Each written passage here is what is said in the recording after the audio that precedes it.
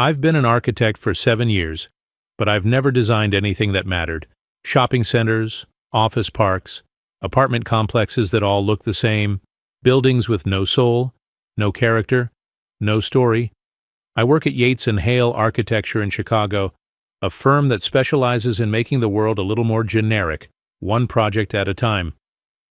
I'm good at my job, good enough that my boss, Andrew Yates, has been hinting at a promotion. Junior partner, my own office, a significant raise. I should be excited, but every morning when I wake up, I feel like I'm suffocating. Have you ever felt like you were living the wrong life? Like you were on a path that looked right on paper but felt wrong in your soul? Share your thoughts in the comments. And if you want more compelling stories about second chances, unexpected choices, and finding where you truly belong, hit that subscribe button and notification bell so you never miss our next story. It was a Wednesday morning in early October when everything changed. I was at my usual coffee shop, Brewster's, 2 blocks from my apartment, working on renderings for another soulless office building, trying to care about sightlines and parking ratios. The coffee shop was nearly empty. Just me, the barista, and an older woman sitting near the window. I didn't pay attention to her at first, just another customer. Then she stood up, walked over to my table. "Excuse me?" I looked up. She was in her late 60s, maybe. Gray hair pulled back, hands that trembled slightly, eyes that looked sad, deeply, profoundly sad. "Can I help you?" I asked. She sat down across from me without asking permission. "You don't know me," she said. Her voice was quiet, steady. "But I need to tell you something." I felt uncomfortable immediately. "I'm sorry, I don't." "In 3 days, something will happen. You'll have a choice to make." She leaned forward. "Choose the unexpected." I stared at her. "What?" 3 days. "A choice. Choose the unexpected." She stood up. "That's all I needed to say." "Wait, what are you talking about?" But she was already walking toward the door. She paused at the threshold, looked back at me one more time, and then she was gone. I sat there confused, creeped out. What the hell was that? I tried to focus on work. Couldn't. That woman, her sad eyes, her trembling hands, 3 days. A choice. Choose the unexpected. It sounded like something from a bad movie. When I got to the office, I mentioned it to my colleague, Derek. "Dude, you got approached by a crazy person," he said, laughing. "Welcome to city living." She didn't seem crazy. She seemed, I don't know, certain. Certain she's crazy. Derek went back to his computer. Forget about it. But I couldn't. I tried to work, tried to focus on the office building project. But my mind kept drifting back to that woman. Choose the unexpected.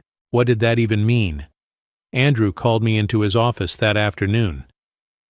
"Travis, I wanted to give you a heads up. The partners are meeting next week. We're going to officially offer you junior partnership." I should have been thrilled. This was what I'd been working toward for 7 years. "That's great," I said. My voice sounded hollow even to me. Andrew noticed. "You don't seem excited." "No, I am. Just processing." "Travis, this is a big deal. Junior partner at 31? Most people don't make it until their 40s. "I know. Thank you, Andrew." But as I walked back to my desk, I felt nothing. I had dinner with my parents that evening. Paul and Marla Barrett, the people who adopted me when I was 6 months old. They're good people, the best people. They gave me everything. I've always known I was adopted. They never hid it, told me from the time I could understand. "You were chosen," Mom used to say. "We picked you because we loved you the moment we saw you." Over meatloaf and mashed potatoes, Mom asked, "You seem distracted, honey. Everything okay?" "Yeah, just work stuff." "Your father and I were talking. When are you going to start looking for a house?" "That apartment is too small. You need space. Maybe think about settling down." I was 31, single, living in a studio apartment. According to everyone, I was behind schedule on life. Something weird happened yesterday, I said. This woman approached me at the coffee shop.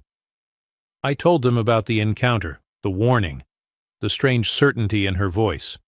Dad frowned. Sounds like a scam. Probably trying to set you up for something. Don't engage. I'm not going to. It was just weird. Mom touched my hand.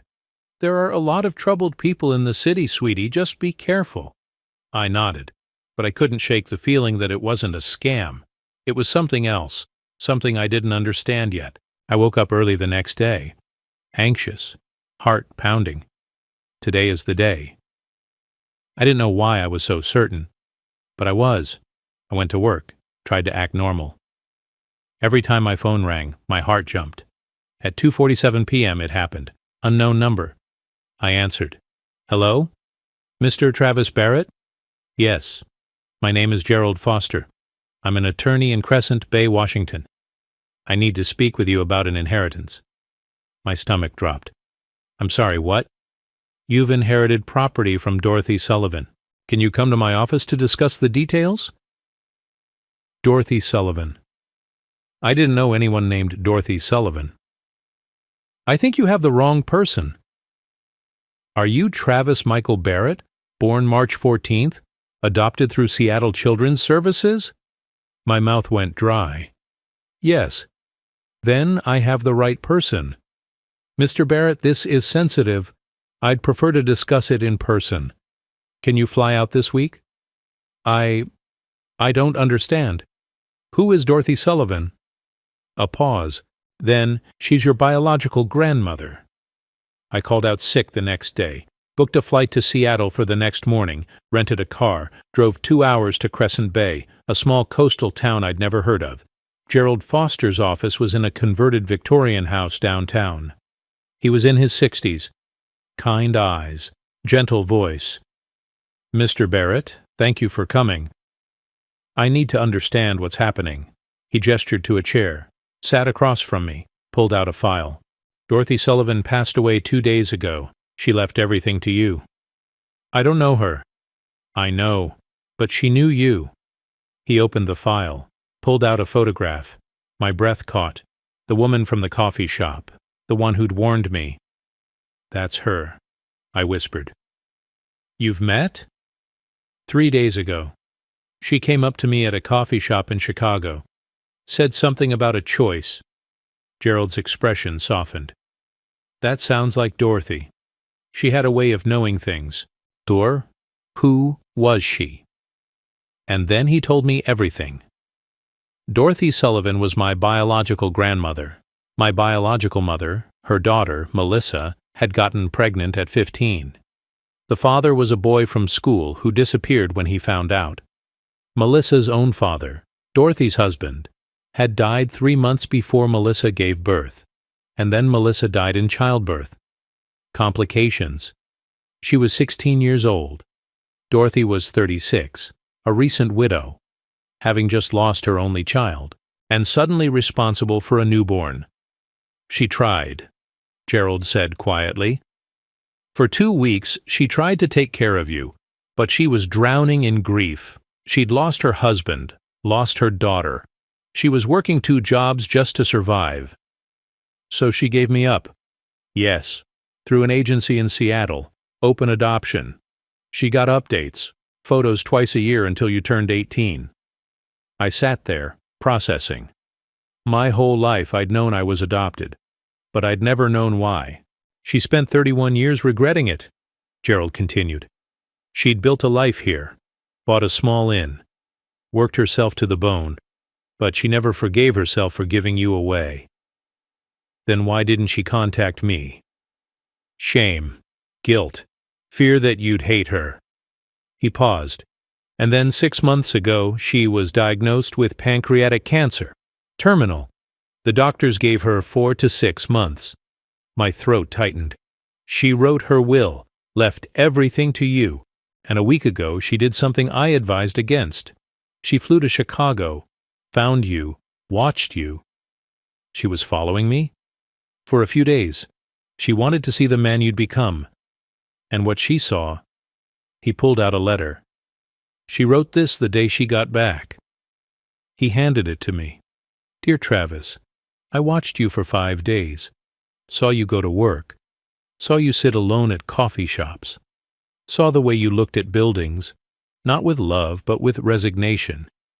You look so much like your mother. Her eyes. Her smile when you do smile, which isn't often enough. I'm dying. I have weeks, maybe days, and I need to do one thing before I go. I need to give you a choice. The choice I didn't give myself. I spent 31 years living a half-life, working, surviving, punishing myself. I built something here, an inn, a home, but I never let myself be happy, because I didn't think I deserved it. You're doing the same thing. I can see it. You're living someone else's idea of a good life, but you're not living your life. So I'm giving you everything. The inn, the property, the choice. You can sell it, take the money, go back to your safe, predictable life, or you can choose the unexpected. Come here, build something, find out who you are when you're not trying to be what everyone expects. I can't give you back the 31 years we lost, but I can give you this. Choose the unexpected, Travis. It's the only thing I regret not doing. Your grandmother, Dorothy. I read it 3 times, tears streaming down my face. The inheritance, Gerald said, is an inn called the Driftwood Inn, 12 rooms, 3 acres on the coast. It's been appraised at $900,000. I couldn't speak. There's also $50,000 in her bank account that she asked to share between you and another person. And this. He handed me a key. She wanted you to have it. No strings attached. You can sell it tomorrow if you want. Or you can go see it. The inn is still operating. Dorothy's assistant manager, Haley Patton, has been running it since Dorothy got too sick. She's expecting you. I held the key, felt its weight. Choose the unexpected. Mr. Barrett, Gerald said gently, Dorothy told me about your meeting at the coffee shop. She said, I'm going to tell him to choose the unexpected, and then I'm going to give him something worth choosing. She died 2 days ago? Yes. 1 day after she went into hospice. She held on just long enough to make sure the will was processed. I closed my eyes. She'd warned me. She'd known. I called Andrew that night. Travis, where are you? You missed 2 days of work. I'm in Washington. I need to take some time off. Time off? Travis, we're about to make you partner. I know, and I'm grateful, but something's come up. Family stuff. How much time? I don't know yet. A week. Maybe more. A long pause. Travis, if you're not serious about this partnership, I need to figure some things out, Andrew. I'll call you next week. I hung up before he could respond.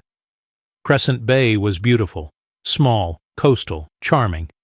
The kind of town where people waved at strangers and actually meant it.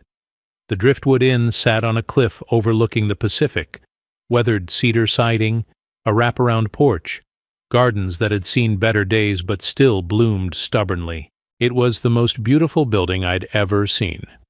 I walked inside. A bell chimed above the door. The lobby was cozy, worn but loved. A fireplace, mismatched furniture that somehow worked. The smell of coffee and salt air. A woman stood behind the front desk. Late 20s, dark hair pulled into a messy bun. Tired eyes. She looked up. Her expression went cold immediately. You're Travis Barrett. Yes. You must be Haley? I am. Her voice was ice. You have a lot of nerve showing up here. I blinked. I'm sorry? 31 years. She waited 31 years, and you couldn't even come see her before she died. I didn't know she existed. Right, because you never bothered to look. My jaw tightened. I was adopted at 6 months old. I had no idea who my biological family was. I found out she existed the same day she died. Haley's expression flickered. Doubt. Surprise. She never told me that. She didn't tell me a lot of things either. We stared at each other. The tension was thick enough to cut. Finally, Haley sighed. She left you everything. The inn, the property, all of it. I know. So what are you going to do? Sell it? Cash out? I don't know yet. Of course you don't. She turned away. Your room is upstairs, second door on the left. Breakfast is at 8. Checkout is at 11, whenever you decide to leave. She walked into the back office, slammed the door. I stood there, holding my duffel bag. This was going to be harder than I thought. That night, I couldn't sleep. I walked the property. The inn had 12 rooms, half were occupied. Guests who'd booked months in advance. The building itself was structurally sound, but desperately needed updates. Roof repairs, new plumbing, fresh paint. The gardens needed work. The dock down by the water was rotting. But underneath all the wear and tear, I could see it. Potential. Not just potential. Beauty. Soul. The kind of place that could be truly special. The kind of place I'd always wanted to design, but never had the chance. The next morning, I found Haley in the kitchen. She was arguing with an older woman, Rita, the cook. We can't keep running this place on fumes, Haley was saying. The roof is leaking. The water heater died last week. We need... She saw me. Stopped talking. Morning, I said. Morning. Her tone was still cold. Can we talk? She hesitated, then nodded. We sat on the porch. Ocean waves crashed below. I'm not here to sell, I said. Haley looked at me. What? I'm not selling. Not yet, anyway. I want to understand what this place is first. Why? Because my grandmother gave it to me, and I think I owe it to her to at least try to understand why. Haley's expression softened slightly. You're an architect, right? Dot mentioned that. Yeah, how did she know? She kept track of you, had articles you'd written, projects you'd worked on. She was proud of you. My throat tightened. She didn't even know me. She knew enough. Haley looked out at the ocean. Dot took me in 8 years ago. I was 21. Broke. Running from a bad situation. She gave me a job, a room, a life, and half of the money she had in her bank account. She sounds like a good person. She was, but she was also sad. Every year on your birthday, she'd close herself in her room. Cry. She never told me why until she got sick. What did she say? She just said she'd made the hardest choice of her life, and she'd spent 3 decades wondering if it was the right one. Didn't give any details. We sat in silence. Finally, Haley said, If you're serious about not selling, we need help. The inn is barely holding together. I can see that. Can you fix it? I looked at the building, at the peeling paint, the sagging porch railing, the beauty underneath. Yes, I said.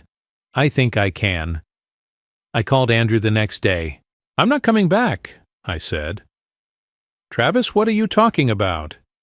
I'm staying in Washington. I inherited an inn. I'm going to restore it. You're throwing away your career for a building?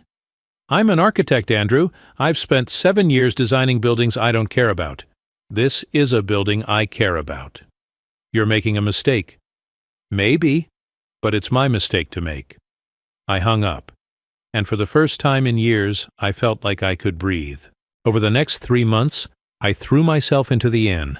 I hired Gordon, a local handyman, to help with the big repairs. Re-roofed the building, fixed the plumbing, restored the porch, replanted the gardens. Haley watched skeptically at first, but as the work progressed, her attitude shifted. She started making suggestions, helping with design choices. We worked side by side, me with blueprints, her with operational knowledge. And slowly, something changed between us. The coldness thawed. We started talking, really talking. She told me about her life before Dorothy, the alcoholic father, the mother who looked the other way, the night she ran. I told her about growing up adopted, always feeling grateful but also wondering about my own history. On a rainy afternoon in January, I found a box in Dorothy's old office. Letters, dozens of them, all addressed to me, all unmailed. I sat on the floor, read every single one. Dear Travis, you're turning 5 today. I wonder what you look like. If you're happy. If you know you're loved. Dear Travis, you're starting high school. I hope you're finding your passion. Your mother loved to draw. Maybe you do too. Dear Travis, you graduated college. I'm so proud of you. Even though you'll never know me. 31 years of letters. I cried until I couldn't breathe. Haley found me there, sat down next to me, read one of the letters. She loved you, Haley said softly. She never stopped loving you. I wish I'd known her. Me too. Haley took my hand. But Travis, she gave you a choice, a chance to start over. I looked at her, and I realized I'd fallen in love with her, with this place, with this life. It was late February when everything between Haley and me came to a head. We'd been working together for 4 months. The inn was almost ready to reopen. The repairs were nearly done, and I was falling apart inside, because I was in love with her. Completely, hopelessly, in love with Haley Patton, but I had no idea how she felt, and I was terrified to ask. It happened on a Thursday night. We just finished painting the last guest room. Haley had paint streaks in her hair. I probably had them on my face. That's it, she said, setting down her brush. All 12 rooms done. You're incredible, you know that. She laughed. I'm covered in paint. Still incredible. She looked at me. Something shifted in her expression. Travis. Come with me, I said suddenly. I want to show you something. I led her down to the dock, the one I'd rebuilt with Gordon over 3 weeks in January. The sun was setting, pink and orange reflecting off the water. It's beautiful, Haley said softly. That's not what I wanted to show you. I pulled out my phone, opened the photos. Look. It was a before and after comparison. The inn 4 months ago, run down, peeling sad, and the inn now, restored, vibrant, alive. We did that, I said. You did that? No, we. You told me what Dorothy loved about this place. You helped me understand what to preserve and what to change. This wasn't just me. Haley stared at the photos, then at the inn behind us. She would have loved it, she whispered. I wish she could have seen it. She did. In her head, when she decided to leave it to you. Haley turned to me. She knew you'd do this. Somehow she knew. We stood there. Close. Too close. I could smell her shampoo. Something floral. Could see the paint streak on her cheek. Could feel the pull between us that had been growing for months. Haley, I need to tell you something. Travis, don't. I have to, because if I don't say it now, I'm going to lose my nerve. I took a breath. When I first got here, you hated me.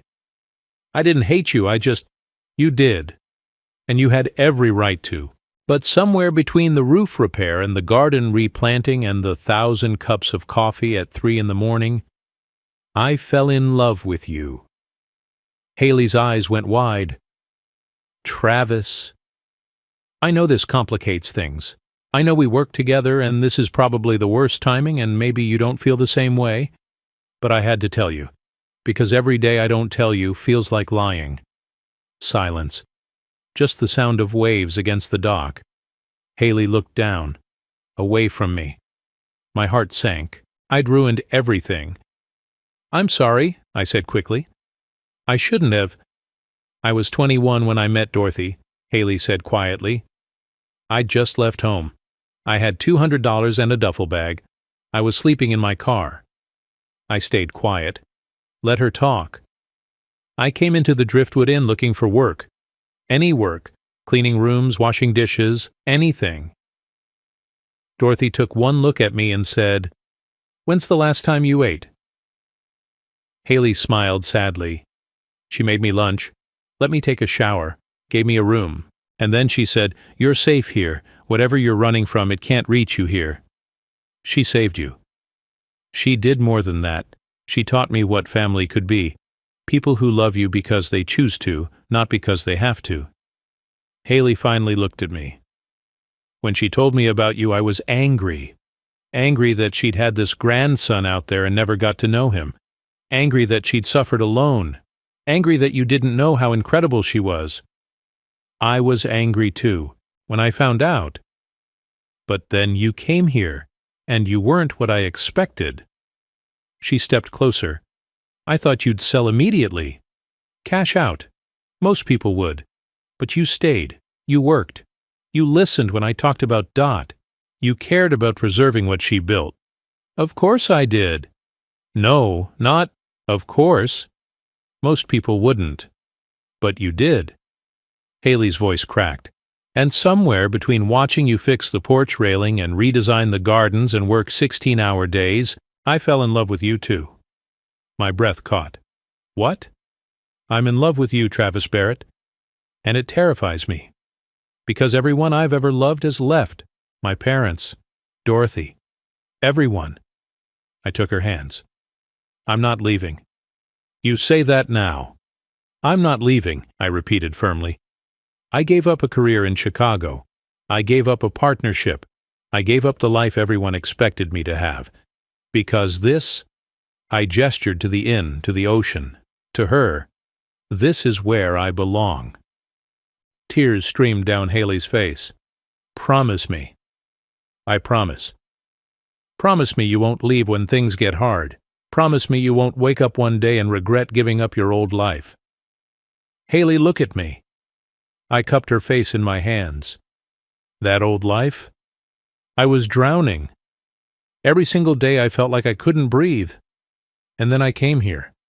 I met you, and for the first time in my entire life, I feel like I'm exactly where I'm supposed to be. Travis, I love you.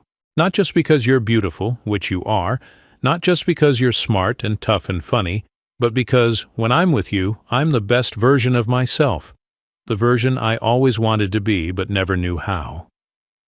Haley laughed through her tears. You're really good with words for an architect. I've been practicing that speech for 2 months. 2 months?